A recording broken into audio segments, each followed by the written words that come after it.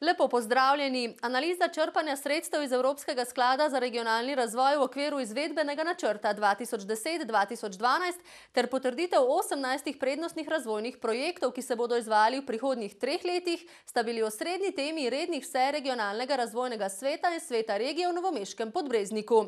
Oba organa bosta poslej sicer združena v enotno telo, tako imenovani Razvojni svet jugovzhodne Slovenije. V izvedbeni načrt regionalnega razvojnega programa 2010-2012 oziroma na 5. javni razpis za jugovzhodno razvojno regijo je bilo skupaj prijavljenih 49 projektov. 22 izmed njih je bilo nato uvrščenih na prednostno listo, 4 projekti pa so že končani. V preteklem izvedbenem načrtu 2010-2012 je bilo razpisanih oziroma prijavljenih na razpis za 19 milijonov 184 tisoč evrov. Od tega je pravzaprav ena operacija oziroma ena nosilka odstopila, kar pomeni, da so pogodbe sklenjene za 17 milijonov 800 tisoč evrov. Od tega je trenutno 17,84 realizacija, kajti vse operacije so še v teku, se še izvajajo in imajo predvidoma rok dokončanja šele 30.9.2012. Zato takšen odstotek na današnji dan, kar se tiče realizacije, kot vemo, po podatkih in po sklenjenih pogodbah, se izvajajo operacije res skladno z načrtom in bodo tudi do 30.9. izvedene. Do takrat naj bi lokalne skupnosti porabile tudi vsa odobrena sredstva. Na 5. javnem razpisu je bilo sicer največ 58% denarja, gre za dobrih 10 milijonov evrov, namenjenega za okoljsko infrastrukturo, predvsem za izgradnjo in obnovo občinskih vodovodov ter kanalizacijskih sistemov. Spodbujanju razvoja turizma je bil namenjen 1,5 milijon oziroma 14%, za socialno infrastrukturo oziroma izgradnjo vrtcev pa je bilo odobrenih 28% ali 5 milijonov evropskih sredstev. Od skupne vrednosti vseh 21 projektov, ki znaša slabih 33 milijonov evrov in pol, so morali občine in drugi nosilci projektov o prijavih teh zagotoviti nekaj več kot 15,6 milijona evrov. Stopnja sofinanciranja z evropskimi sredstvi lahko sicer znaša največ 85% upravičenih stroškov. Vendar vemo, da upravičeni stroški niso kar vsi stroški, ki nastajajo, zato je ta povprečna stopnja sofinanciranja nekje po naših izračunih oziroma analizi prijavljenih operacij le 53%, kar pomeni, da je treba 47% zagotoviti lastnih sredstev. Se pravi sredstva, ki jih morajo občine imeti v svojih proračunih, ki jih morajo zagotoviti in tudi seveda vse operacije zavedene v načrtu razvojnih programov in usklajene terminsko za izvedbo. Dobrih 11 milijonov evrov iz Evropskega sklada za regionalni razvoj bodo razdelili v okviru novega izvedbenega načrta 2012-2014. Na 6. javni razpis je bilo sicer skupaj prijavljenih 51 projektov, po dolgotrajnem usklajevanju pa so na prednostno listo uvrstili 18 projektov. Ostali bodo imeli prednost v naslednjem programskem obdobju oziroma na prihodnjih razpisih.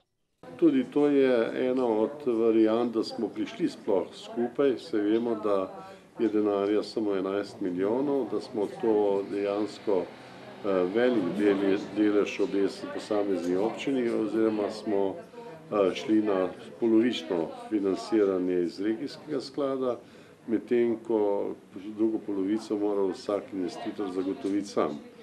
Se pravi, da če bi še več projektov uvrstili, bi bila ta vsota še manjša. In ravno iz tega razloga smo se odločili za 18 prioritetnih projektov. Tudi v novem izvedbenem načrtu 2012-2014 bo največ 45% sredstev namenjenih za okoljsko infrastrukturo, za prometno in ekonomsko infrastrukturo, kamor sodijo poslovne cone in podjetniški inkubatorji, je predvidenih 35% oziroma skoraj 4 milijone evrov, medtem ko je za socialno infrastrukturo odobrenih 20% razpoložljivih sredstev. Med 18 razvojnimi projekti je denimo tudi obnova vodovoda v občini Trebnje, s čimer bodo prebivalcem predvsem na območju doline Temenice in Dobrniške kotline zagotovili kakovostnejšo oskrbo s pitno vodo. Gre za pomemben projekt, kajti tukaj je vendarle veliko število prebivalcev na področju, kjer je voda, bom rekel, ena glavnih dobrin.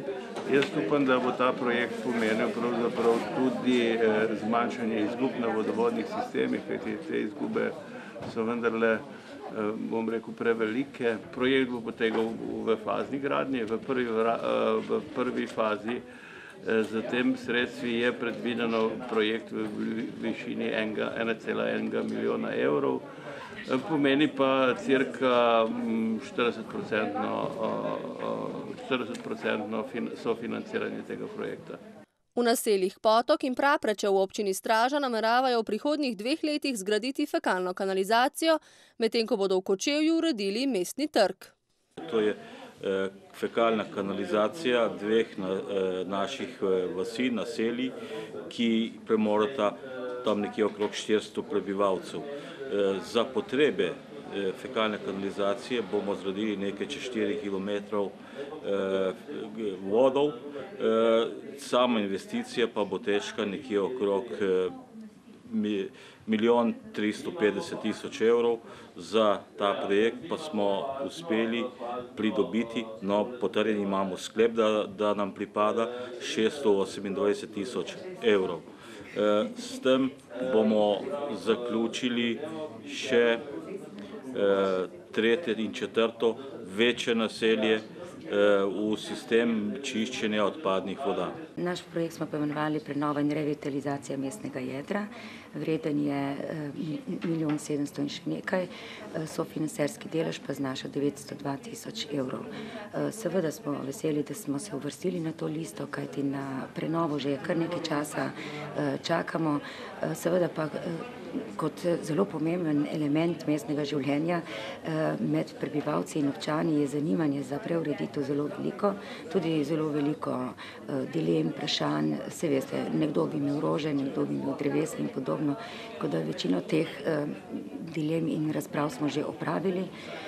Tako da je to dokončen izgled, kako bo ploščad izgledala, že pripravljeno, seveda sami načrti in tudi pridobljeno gradbeno dovoljenje.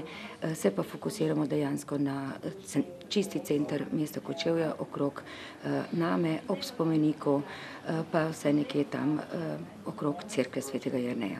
Z evropskimi sredstvi naj bi gradili tudi kanalizacijski sistem in obnovili vodovodno omrežje na Velikem Slatniku in Križah, ki bo stal približno 2 milijona evrov. Žal gremo zdaj s tem projektom do polovične izvedbe, v naslednjem obdobju pa bomo drugo polovico. Se pravi, če bomo uspeli tudi v občinskega proračuna zagotoviti sredstva, pa bomo v celoti opravili to delo oziroma izvedbo tega projekta v celoti v naslednjem letu, se pravi 2013-2014. 20 občin jugovzhodne regije, 11 z Dolenjske, 6 iz Kočevsko-Ribniške in 3 iz Belokranjske subregije, a brez novo nastale Merenske občine, je v okviru regionalnega razvojnega programa od leta 2007 pa do danes na razpisih pridobilo dobrih 40 milijonov evrov iz Evropskega sklada za regionalni razvoj. Dobršen del so namenili okoljski infrastrukturi. Tako nekje v povprečju 47%, če vzamemo v vseh 5 javnih razpisih, od vse kvote je zavzemalo okoljska infrastruktura. Medtem ko socialna infrastruktura in pa turizem sta nekako na zadnjem mestu, ugotavljamo pa, da se ti dve področji uveljavljata in v tem novem 6. javnem razpisu oziroma tem izvedbenem načrtu 2012-2014 in predvidevamo, da bo novo programsko obdobje ravno tem projektom oziroma operacijam naklonjeno in se bo spodbujalo ne samo na eni strani seveda podjetništvo in ustvarjanje novih delovnih mest, temveč dvig kvaliteta življenja na ravni sociale, urbanih naselij, mestnih jeder in pa turizma. Skoraj 51 milijonov evrov, kar je slabih 9% vseh sredstev za razvoj regij, ki so bile odobrena Sloveniji, je v celotnem programskem obdobju 2007-2013 za uresničitev regionalnega razvojnega programa pripadlo jugovzhodni Sloveniji. Črpanje evropskih sredstev, kot smo zdaj rekli, iz programa Evropskega sklada regionalni razvoj, prioriteta razvoj regij, je do sedaj 78%, predvidevamo, da bo 100% oziroma da gre po dinamiki, kot smo predvidevali. Omeniti moram še tudi razpis za obmejna območja Slovenija-Hrvaška, kjer je pač v radiju 10 km od meje možno črpanje evropskih sredstev. Tudi ta razpis so bili 4 objavljeni razpisi, na katere so večina naših občin je lahko kandidirala in Tukaj je v 4 javnih razpisih, glede na sredstva, ki so lahko jih pridobile naše občine, 100% črpanje sredstev. To je nekaj okrog 20 operacij, 20 prijav in seveda tudi uspešnost. Menim, da imajo občine zelo že izpeljane načrte, izpeljane metode in tehnike, kako kandidirati na evropska sredstva, vedo, kaj morajo zagotavljati in s tem so se sprijaznile, iščejo lastne vire, imajo svoje vire, zato da lahko kandidirajo. In novo programsko obdobje prinaša nove izzive, baje, da sredstev ne bo manj, tako nam je zagotovila Služba vlade za lokalno samoupravo že lani, v lanskem letu, torej kot vzhodna Slovenija bomo spadali med manj razvite oziroma med tiste, ki še prejemajo evropska sredstva in bomo lahko nadaljevali s to prakso in seveda aktivno in pogumno izvajali novo okolje, ki nam bo prinašalo nove zaposlitve in pa seveda, kar je najpomembnejše, rast bruto družbenega proizvoda v regiji in v Sloveniji. Sicer pa se bosta doslej ločena organa, regionalni razvojni svet in svet regije v skladu z zakonom o spodbujanju skladnega regionalnega razvoja in potem, ko je odlok o ustanovitvi že potrdilo 18 občinskih svetov, združila v enotno telo, tako imenovan Razvojni svet jugovzhodne regije. Ta bo štel 54 članov, med njimi bo 21 županov, prav toliko članov bo iz regijskega gospodarstva, 11 predstavnikov bo iz nevladnih organizacij in eden iz območnega razvojnega partnerstva Pokolpje. Zdaj pa na Otočec, kjer je Direktorat za gospodarsko diplomacijo pri zunanjem ministrstvu v sodelovanju z novomeško občino in regijsko gospodarsko zbornico pripravil srečanje z ekonomskimi svetovalci na tujih veleposlaništvih v Sloveniji. Prvo srečanje je bilo lani jeseni na Primorskem, njegov namen pa je predstaviti državne ukrepe za spodbujanje internacionalizacije podjetij in tujih naložb pri nas. Tokrat je na Otočec prišlo več kot 45 tujih ekonomskih svetovalcev in veleposlanikov, ki so se spoznali s tukajšnjimi gospodarstveniki in predstavniki občin. Večja podjetja, ki so naši člani, imajo že svoje predstavnike, ki sodelujejo z diplomacijo. Manjša podjetja, predvsem pa srednja in majhna, te možnosti zaenkrat nimajo.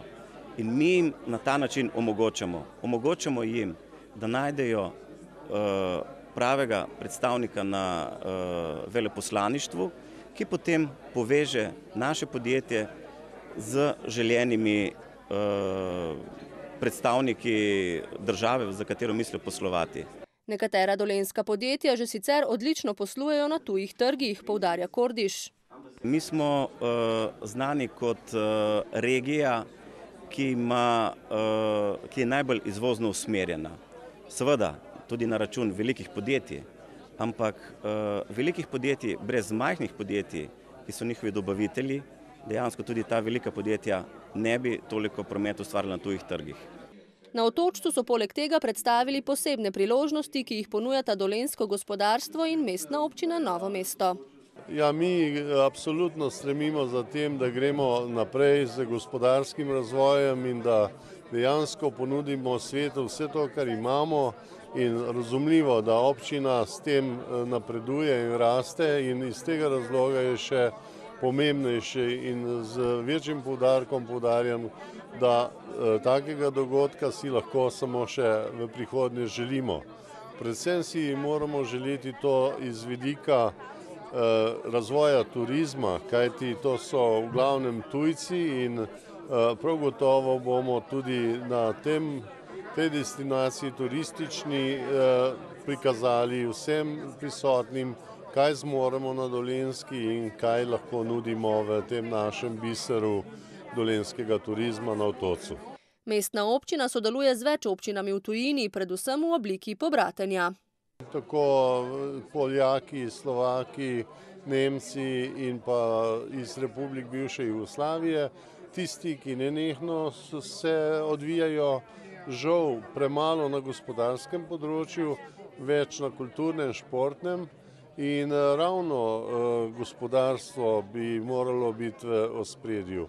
In tudi danes je gospodarska delegacija prisotna v Zadru, kjer se dogovarjamo tudi o sodelovanju na gospodarskem področju. Tesnejšega gospodarskega sodelovanja z Dolenjsko si želijo tudi v Bosni in Hercegovini. Sem imel priložnost se sestati z gospodarstveniki v Novem mestu in smo se zmenili, da bomo poboljšali to situacijo, pa bomo naredili mogoče še en forum, da bi skupaj pripeljali gospodarstvenike iz Slovenije in Bosne in Hercegovine in da poboljšamo to ekonomsko situacijo na boljšemu sodelovanju in da bi se lahko mogoče tudi šlo tudi v tretje države. Slovenija ima izkušnje v Evropski uniji in razvitejša območja, poudarja Pulič. In to je za nas zelo interesantno. Z druge strani Bosna in Hercegovina ima mogoče pa boljšo diplomatsko mrežo, posebej v Aziji in v zemljah bližnjega izhoda, tako da lahko pomaga tudi Sloveniji. Ja, sigurno je, da manjša podjetja v prvi fazi iščejo bližnje trge. Tukaj je seveda, kot vam je znano, problem transporta in pa še kaj drugega. Tako da jaz računam, da v prvem delu bojo ta manjša podjetja se fokusirala na trge bivše Jugoslavije in pa naše bližnje države. Seveda pa vidim tudi priložnost tako v Severni Afriki, danes imamo tudi tukaj goste iz Egipta, ne nazadnje tudi v Aziji, danes so predstavniki iz Japonske, v Ameriki in pa v Zahodni Evropi. Sicer pa je bil osnovni namen srečanja predstaviti dejavnosti slovenske gospodarske diplomacije ter ukrepe na področju internacionalizacije in tujih neposrednih naložb.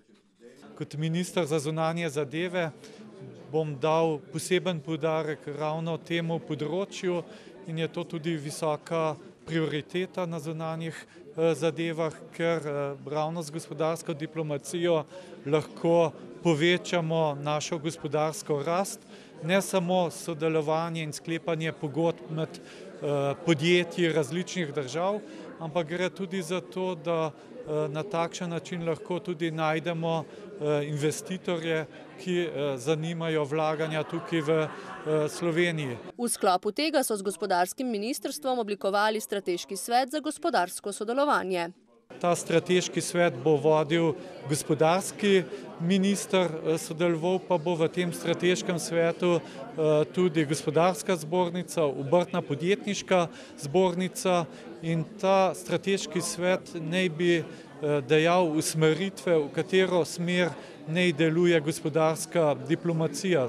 Kaj potrebuje naše gospodarstvo, kje je potrebno odpreti vrata, kakšne izdelke in storitve lahko prodamo, kakšne naložbe potrebuje Slovenija in kakšne so možnosti širitev proizvodnje v nekaterih podjetjih, je dodal Erjavec. Vemo, da bančni sektor je v finančnem krču, da podjetja težko dobijo sredstva za kakšne naložbe, tako da gospodarska diplomacija lahko tudi poišče za ta podjetja ustrezne partnerje, ki bi bili pripravljeni tudi vlagati svoj kapital v naša podjetja. Gospodarska diplomacija je v tem težkem času izjemno pomembna, meni Erjavec, zato ga veseli, da je na Otočec prišlo toliko tujih diplomatov. To po njegovem kaže, da jih zanima gospodarsko sodelovanje z našo državo. Selimo se v Posavje, natančneje v sevniško občino, kjer so lani ločeno zbrali 39% komunalnih odpadkov, 61% pa so jih odložili na deponijo Leskovec. Z novimi ekološkimi otoki in zbirnimi centri načrtujejo, da bi v prihodnjih letih na odlagališče odložili le še 50% komunalnih odpadkov. V sevniški občini imajo postavljenih 100 ekoloških otokov, na enega je vezanih približno 150 prebivalcev.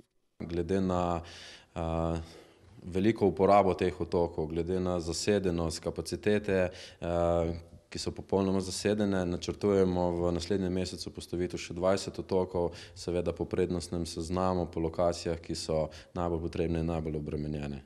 Načrtujejo tudi širitev zbirnega centra za ločeno zbrane odpadke v Sevnici.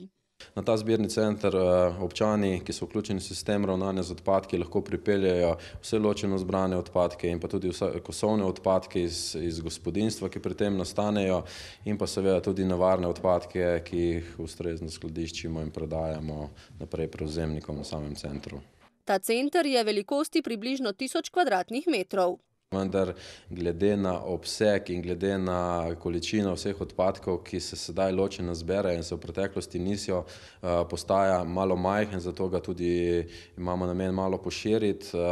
To je glavni centralni center v sami Sevnici, načrtujejo se pa še 3 centri na Blanci, v Loki in pa v Karmelju, ki bodo pa seveda manjši in bodo služili seveda samo za zbiranje teh odpadkov, ki se bodo potem transportirali na ta centralni center v Sevnici.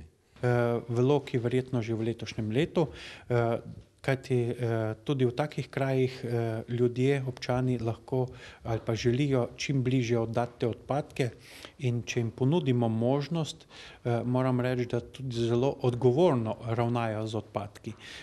Vendar to možnost je treba ponuditi in s temi manjšimi zbirnimi centri, z nekaj kontejnerji, bomo to storili v prihodnjih letih in izboljšali tudi ta del. Sicer pa se morajo v občini odločiti, kam bodo vozili komunalne odpadke na obdelavo pred odlaganjem, ali na Cerod 2 ali na sortirnico v Krškem. Sortiranje odpadkov ali v Krškem ali Cerod 2 je problem strategije, regijske strategije. Zagotovo bomo sortirali tam, kjer bo bliže, kjer bo ceneje in kjer bodo ekološki učinki večji. Verjetno bo prej sortirnica v Krškem nared kot na Cerodu 2, tako da se bomo pridružili tem projektu. Vendar ključno je, da na viru odpadkov pri občanu v mestu naredimo čim več. Ta trenutek kažejo podatki, da ločeno zberemo 39% odpadkov, ta delež želimo še povečati, kajti včasih celo zmotno ali pa nepravilno govorimo o odpadkih. To so surovine, ki se vrnejo v proizvodnjo, se uporabijo v tej proizvodnji, veliko tega se lahko uporabi ali se skompostira in neškodljivo vrne v okolje, tako kot to stori narava, ne pa da nam te snovi, te stvari povzročajo stroške, ki niso potrebni in lahko prej ta ciklus zaključimo. V sevniški komunali sicer razmišljajo o posameznem zbiranju plastične embalaže, ki v nekaterih občinah že poteka. Gre predvsem za to, da bo po vsej verjetnosti državna uredba predpisala zbiranje mešanih in pa prevoz teh mešanih zbranih odpadkov na frekvenco 14 dni. Pri tem pa bo uporabnikom sigurno potrebno na nek način zagotoviti dodatno infrastrukturo, kar pomeni, da je namen uvesti posode za zbiranje ločeno zbrane plastike in pa drugih materialov, ki grejo tako imenovano rumeno kanto. Gre za to, da bi bilo to pri uporabnikih, poleg posode za mešane odpadke bi se locirala še posoda za plastično embalažo in kovinsko embalažo. To je seveda odvisno predvsem tudi od finančnih sredstev in pa počakali bomo seveda na usmeritev države na tem področju, ker poleg tega, da je treba to infrastrukturo zagotavljati, bo potrebno predvsem slediti ciljem, ki bojo državne uredbe jih predpisale in na osnovi tega bomo skupaj z občino določili najoptimalnejšo varianto ravnanja s temi odpadki, predvsem ločenimi odpadki, ki bodo seveda sledili tem ciljem iz te uredbe, ki bodo predpisani. Posebno pozornost v podjetju namenjajo tudi nekomunalnim odpadkom, ki zahtevajo drugačno ravnanje. Predvsem gre tukaj za gradbene odpadke, za zeleni odrez, za izkopni zemeljski material, nevarne odpadke. Tudi zato je potrebno v občini poskrbeti. V ta namen imamo določeno lokacijo, kjer bi bilo možno zgraditi določeno infrastrukturo, ki bi seveda uporabnikom omogočala, da se tudi gradbeni odpadki in ta zeleni odrez in še kakšna druga frakcija, ki ni komunalni odpadek, prevzema in ustrezno obdela oziroma preda prevzemnikom teh odpadkov na nivoju države. Tega zaenkrat v občini Sevnica še ni, tudi v preteklosti ni bilo, zato je seveda naloga in cilj jasen. V sevniški občini sicer na leto zberejo 187 kg komunalnih odpadkov na prebivalca, slovensko povprečje pa je 220 kg. Novomeška termotehnika, ki je znana po ogrevalni tehniki, inženiringu in kopalnicah, obrača nov list v zgodovini svojega delovanja, začetki katere segajo v leto 1990. Tokrat je namreč dobila novega lastnika, avstrijskega giganta Odorfer. Podjetje je nastalo iz obrtne delavnice, katere lastnik je bil Jože Papež in je nato vztrajno raslo proti vrhu v svoji dejavnosti. Pred njimi je zdaj novo obdobje. Za termotehniko je preteklo leto bilo prelomno leto. V preteklem letu smo dobili novega lastnika. Prejšnji lastnik, gospod Jože Papež, je predal vodenje podjetja in lastništvo podjetju avstrijskemu veletrgovcu Odorfer. In sredini prejšnjega leta smo uspeli skleniti to pogodbo in se potem vključiti v to večjo korporacijo Odorfer. Odorfer je namreč eden vodilnih veletrgovcev na avstrijskem trgu in se v preteklem letu in pa tudi že v tem letu širi na Slovenijo in pa na Hrvaško. Prvi 3 meseci novega leta so že za njimi in že se kažejo prve smernice v uspešnosti letošnjega delovanja, dodaja Osrečki. Glede na situacijo, ki je v Sloveniji, ne moram reči, da smo zadovoljni, vedno pričakujemo nekaj več. Pozna se delno recesija, vendar gledamo optimistično naprej, upamo, da bodo stvari se razvijale pozitivno in da bomo uspeli doseči naše plane, ki smo si jih zadali. Čeprav z novim lastnikom cilji termotehnike ostajajo enako visoko zastavljeni.